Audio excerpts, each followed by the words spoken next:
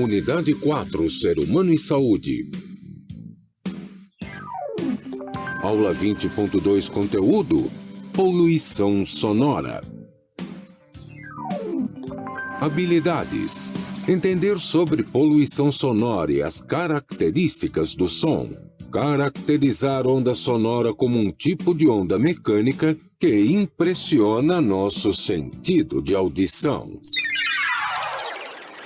Vamos continuar aí o nosso estudo sobre som, né? Vocês conheceram aí algumas características, aí agora a gente vai estudar, né? Vai falar ainda sobre o som, né? Como nós conseguimos escutar e também sobre a poluição sonora, né? Então a gente vai conhecer o que é considerado poluição sonora, né? Vai conhecer ali alguns níveis de som que é prejudicial para a nossa audição, tá? Então vamos observar aí na nossa primeira imagem o que é considerado poluição sonora, né? O resultado do ruído, podendo se tornar aí uma das formas mais graves de agressão ao homem e ao meio ambiente, né? Então essa imagem representa aí para a gente um homem, né? Onde ele está escutando diversos tipos de sons, né? Que provavelmente são bem altos, sons que incomodam, né? Como a buzina de um carro, som muito alto ali, aquela caixa de som, né? Então o que vai prejudicar, né? Um ruído ali que pode prejudicar a saúde. Então, essa imagem representa para a gente, né, vários tipos de ruídos que incomodam, né? Então, a gente vai observar os efeitos do som na saúde. Quando submetidos a sons muito intensos por tempo prolongado, a grande quantidade de energia sonora exerce sobre o tímpano, né? A gente observou que o tímpano é uma estrutura que faz parte ali da anatomia, né, do ouvido humano. E aí uma pressão muito forte, podendo gerar vários distúrbios de saúde relativos ao estresse, como irritação, dificuldade de dormir, dificuldade de concentração, entre outros, né? Então, faz parte aí do nosso dia a dia mesmo, né? A gente até uma sala de aula com alunos conversando bastante, né? Bagunçando, fazendo barulho, vai incomodar, né? Então, são ruídos que incomodam e que fazem mal. E aí, para a gente relembrar novamente, né, como é que ocorre o funcionamento do ouvido humano, como a gente consegue fazer a percepção do som que está presente aí no ambiente, a gente trouxe um vídeo, né, que vai falar um pouquinho mais para a gente de que maneira é passada essas ondas, né, que a gente já sabe que o som são ondas mecânicas. Então, essas ondas que vibram aí no ar, elas entram pelo nosso canal auditivo, né? Então essas vibrações que levam mensagens até o nosso cérebro para a gente conseguir identificar o tipo de som que a gente está escutando, tá? Então a gente vai assistir o vídeo e daqui a pouco a gente retorna. Uma onda de som que é detectada por um ouvido atravessa o canal auditivo e atinge o tímpano, membrana que tem a espessura de uma folha de papel, fazendo-o vibrar. Essas vibrações são em seguida transmitidas para os 3 pequenos ossos que estão no interior do ouvido médio: martelo, bigorna e estribo. Esses ossos, que são os menores do corpo humano, ligam o ouvido externo ao interno e fazem isso com extrema eficiência. Estes ossículos do ouvido ampliam as ondas de som até cerca de 20 vezes para auxiliar o ouvido interno a desempenhar sua tarefa. O ouvido interno é um sistema complexo de canais ósseos e tubos com líquidos semelhantes a uma concha de caracol. É nesse local que as ondas de som são transformadas em estímulos nervosos. A vibração desses pequenos ossos do interior do ouvido médio agita o fluido do ouvido interno, que se desloca ao longo dessa estrutura semelhante à concha, estimulando ao fazer isso milhares de sensores. São esses sensores que enviam mensagens ao cérebro. Então o vídeo, né, falou novamente aí pra gente de que maneira funciona a fisiologia, né, de que maneira a gente consegue captar essas mensagens que vêm através de ondas sonoras, né, que entra ali através do nosso ouvido e aí tem aqueles ossinhos, né, que a gente observou, né, tem várias estruturas que vão encaminhando essas vibrações, né, até se transformar em impulso nervoso e chegar nessa mensagem no nosso cérebro. Tá? E aí, a todo momento, a gente está escutando diversos tipos de sons, né? Quando vocês estão caminhando para ir para a escola, ou até mesmo aí na sala de aula, né? Se alguém bater na porta, por exemplo, a gente já vai identificar um tipo de som. Se cair um papel ou um caderno, No chão, a gente vai identificar o tipo de som. Então, todos os sons que fazem parte do ambiente, quando a professora fala, quando o meu colega conversa comigo, eu consigo fazer essa identificação. E aí a gente vai observar, né, quanto à localização dos sons. Né? A gente observa aí que pelo sistema nervoso central se dá a partir das células cerebrais, que computam a diferença no tempo de chegada do som a ambos os ouvidos. Né? Então, nós temos aí 2 ouvidos e aí a gente consegue identificar, por exemplo, de onde vem o som justamente através dessa diferença no tempo de chegada. E aí a gente trouxe essa representação, né, do passarinho que está cantando e aí a gente tem um homem, né, que está passeando ali. O passarinho começou a cantar na árvore e aí ele sabe identificar de onde vem aquele som, porque o tempo de chegada, né, como a gente observa aqui na imagem, vai ser mais rápido no ouvido esquerdo, né, desse homem, como a gente observa aqui, né, essa representação que mostra aqui o tempo de chegada, né? Olha aqui os 2 ouvidos e aqui vai chegar mais rapidamente. Por isso que a gente consegue identificar de onde vem o som, do meu lado direito ou do meu lado esquerdo, né? Porque ele, obviamente, vai chegar mais rápido do lado que eu estiver escutando, tá? E aí, quanto à poluição sonora, a gente vai falar um pouquinho mais sobre ela, né? É o alto nível de decibéis provocados pelo barulho constante proveniente de atividades que perturbam o silêncio ambiental. Né? Então, a gente observa aí que a unidade de medida relacionada ao som são os decibéis, tá? E aí, através desses números, né, dos decibéis, que a gente consegue identificar quando ele é muito alto ou quando ele é muito baixo, né, para caracterizar ali um determinado tipo de som. Os sons danosos, que superam os níveis considerados normais pelo ouvido humano, são provenientes de diversos meios. Né? E aí, para a gente falar um pouquinho mais da diferença entre eles e também essa escala de decibéis que define quando um som é muito baixo ou muito alto, a gente vai observar uma imagem com essa escala, tá? Que representa para a gente aí a poluição sonora de acordo com esses níveis. Né? Então, aqui a gente tem uma escala. Nessa escala está relacionada com a intensidade do ruído em decibéis. Tá? Essas 2 letrinhas que a gente observa aqui, o D e o B, é a representação dessa unidade, tá? Que está relacionada com o som. E aqui eu tenho uma escala que vai de 0 até 140. Tá? Então, eu tenho aqui também a diferença em cores. Né? Eu tenho aqui essa escala aqui do verde, né? Vai até 70, amarelo que fica entre 80 e 90, vermelho que vai até 120 e o marrom até 140. Tá? Então, essas cores auxiliam também a fazer esse tipo de representação. Né? Então, por exemplo, a escala que está em verde, ela não representa risco. Né? Se eu estiver num ambiente com esses sons, por exemplo, né? Ele não vai representar nenhum tipo de risco para a minha audição, né? Causando algum dano, alguma doença, alguma irritação. Como, por exemplo, uma biblioteca. Né? Uma biblioteca que os decibéis, né, de uma biblioteca é em torno de 40 a 30 decibéis. E a gente sabe que a biblioteca é um lugar silencioso, né? Um lugar para estudo, então as pessoas ficam em silêncio, concentradas, estudando, realizando ali suas atividades. Aqui a gente tem um exemplo da máquina de lavar roupa, né, que está em torno aqui, ó, de 60 decibéis. Também não corre risco. Né? A gente tem aqui o aspirador de pó, tá, que ainda está nessa faixa verde. E aqui a gente já começa a observar outras situações. Né? Aqui a gente tem um exemplo do recreio. Né? Quando a gente está ali no nosso momento do intervalo, geralmente tem mais barulho, as pessoas conversam, falam alto, né? Estão sorrindo, estão falando um pouquinho mais alto, então vai aumentar o nível de decibéis. E aí a gente já observa que já começa, né, a observar uma alteração aí na nossa escala, né, que está, nesse caso, na faixa em amarelo. Tá? Então, nesse caso, ela é considerada aqui, ó, limiar do som lesivo. Né? Ainda não faz mal, mas está próximo.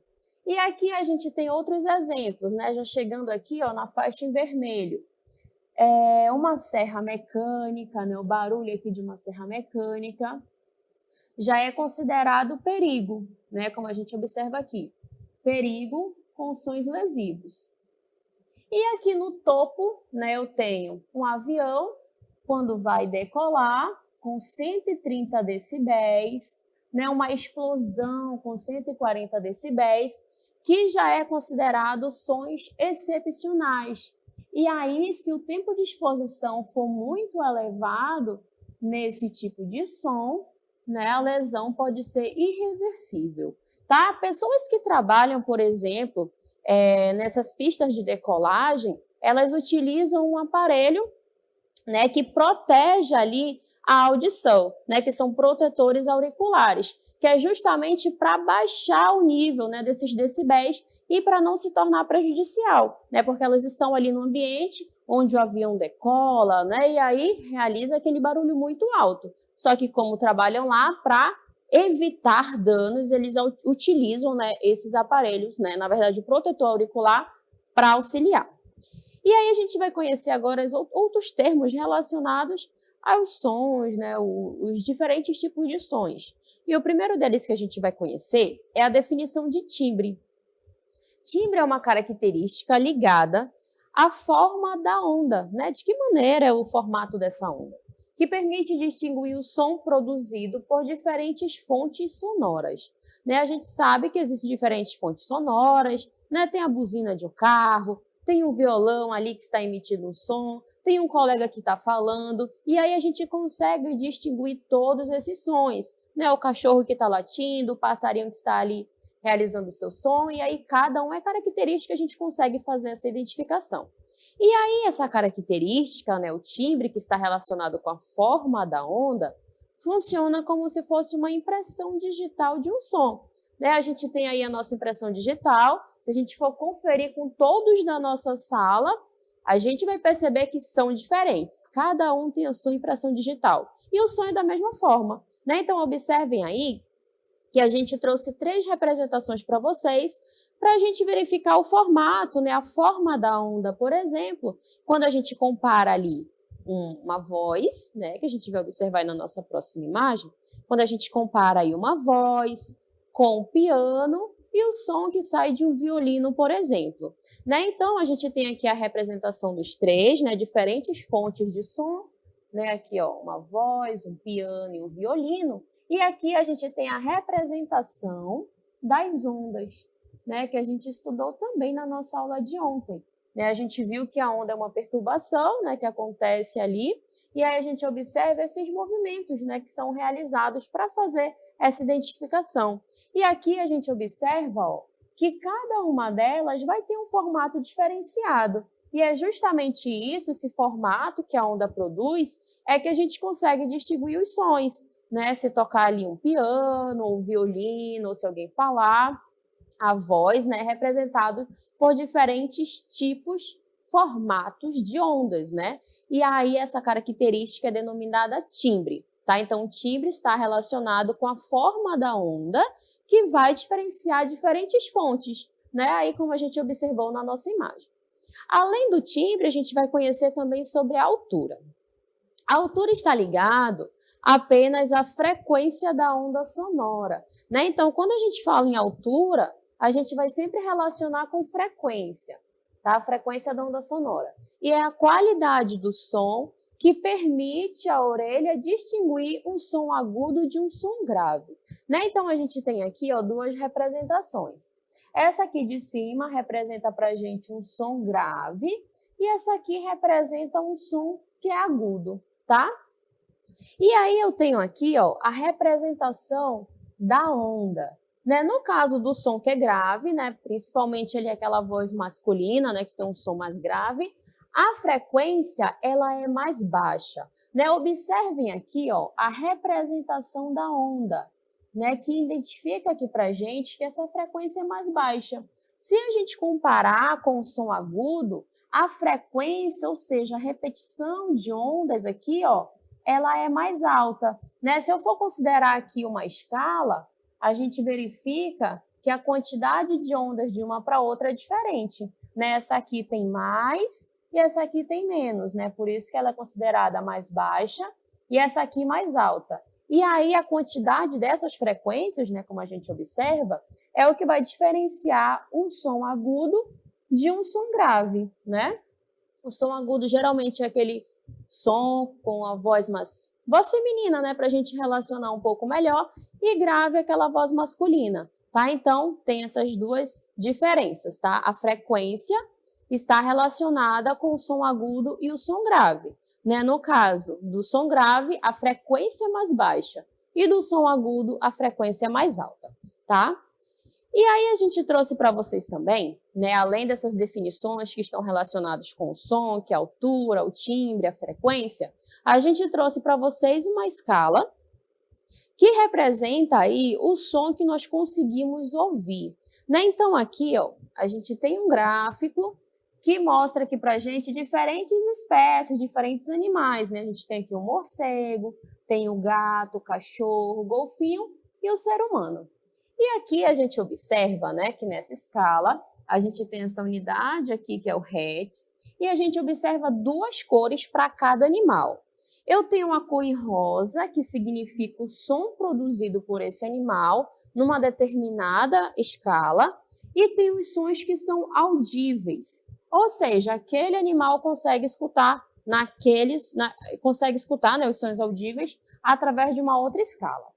A gente trouxe isso aqui que é para a gente observar a diferença, né, entre as espécies. Vamos iniciar aqui, ó, pelo homem. Aqui em verde tem a representação do som que é audível, né? E aqui a gente tem a escala, olha só. O som audível. E aqui a gente tem a escala que é de 20 a 20 mil Hz, né? Que é a escala que ele consegue escutar. E a produção de som, né? Nessa escala, no caso do ser humano, ele tem aqui uma outra faixa, ó, de 85 a 1100 Hz.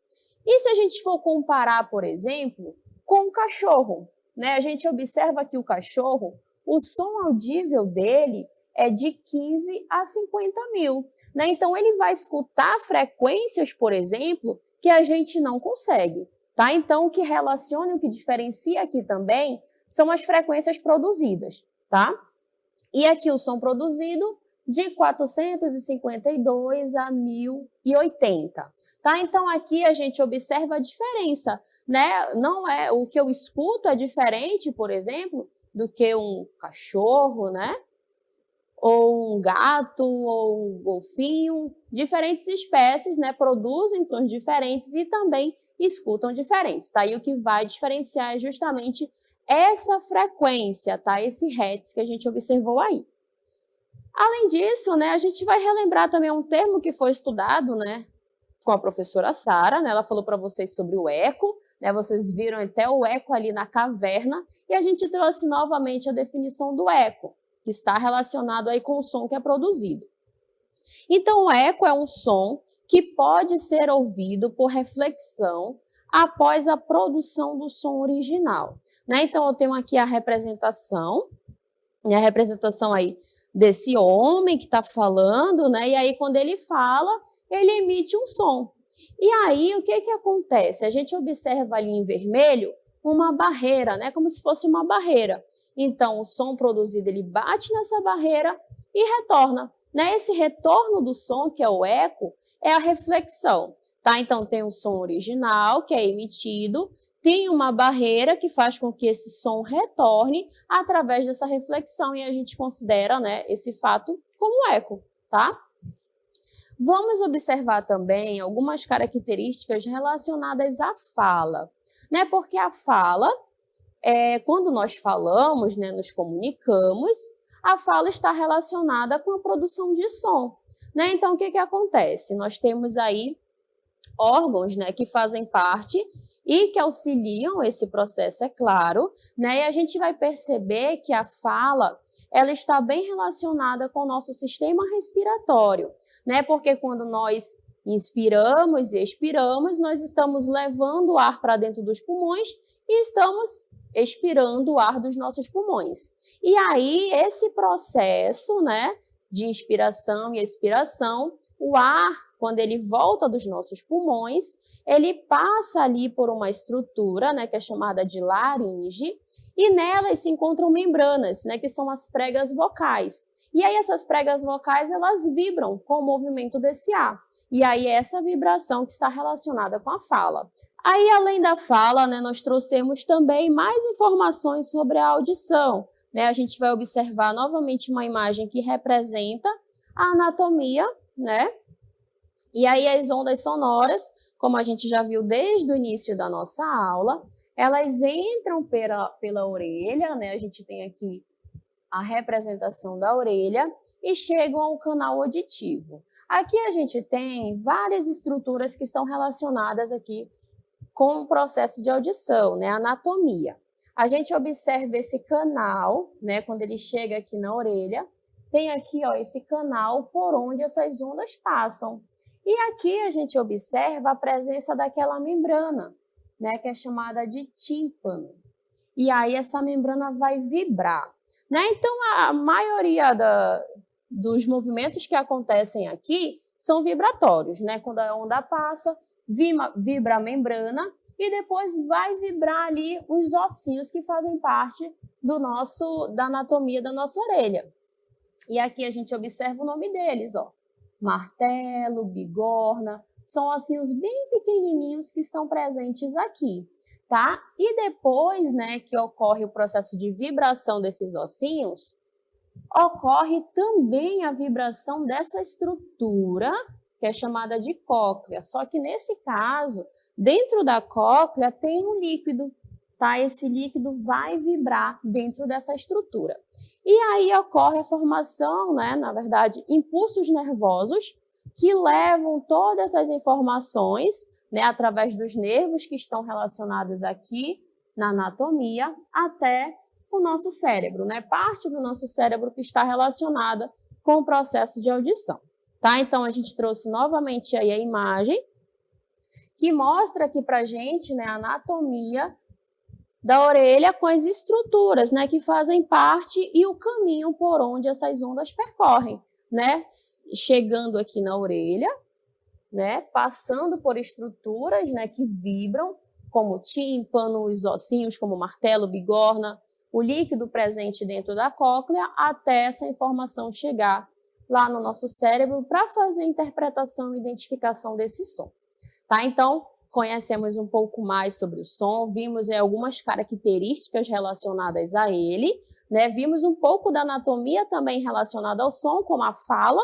né? Quando a gente fala, quando a gente se comunica, existe aqui passagem de ar, né? No nosso sistema respiratório.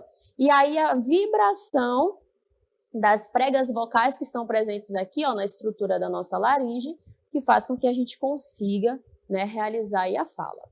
E a audição também, né, como a gente observou aqui nessa última imagem, está relacionada com essas vibrações, né, que chegam ali na nossa orelha e aí ela percorre o caminho que nós observamos.